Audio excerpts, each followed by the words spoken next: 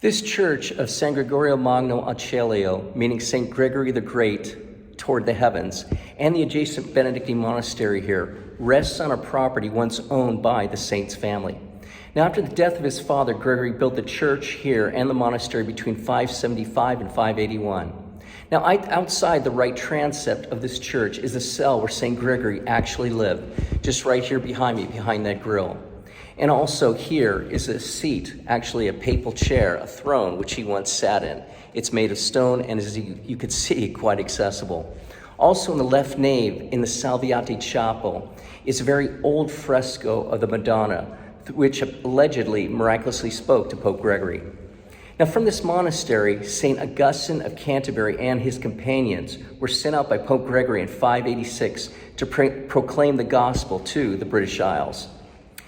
There is a plaque somewhere in the back of this church that recalls that event.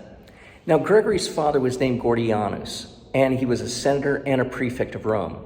Gregory's mother was Sylvia, and Sylvia's sister, Pateria, are both recognized as saints in the Catholic and Orthodox churches. Gregory was well educated and excelled in his studies. He also became an expert in law. He shined so much that when he was only 33, he became prefect of Rome, just as his father. In 590, Pope Pelagius II died, and Gregory was proclaimed Pope by proclamation. That was not something he wanted, but he accepted nonetheless.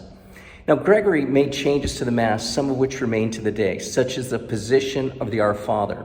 Also, he established common use of liturgical singing in plain chant. Many commonly known this as Gregorian chant. It constitutes the oldest music in existence in its original form.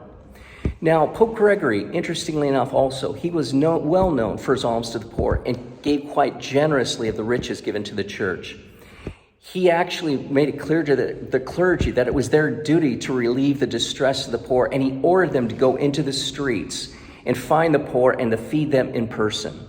Any unwilling clergy was dismissed. Now, Pope Gregory and the church became much honored in Rome for their veneration for the poor. Gregory held the pontificate from 590 to 604, and his feast is September 3rd. He was a prolific writer, and only with Pope Leo does he share the title the Great, only one of two popes in the church to have this title. Both Anglican and Lutheran churches venerate Pope Gregory. He is considered the patron saint of musicians, singers, students, and teachers. God be with you. We appreciate you viewing our Manly Minutes. Thank you for whatever donation you can offer to make our content possible.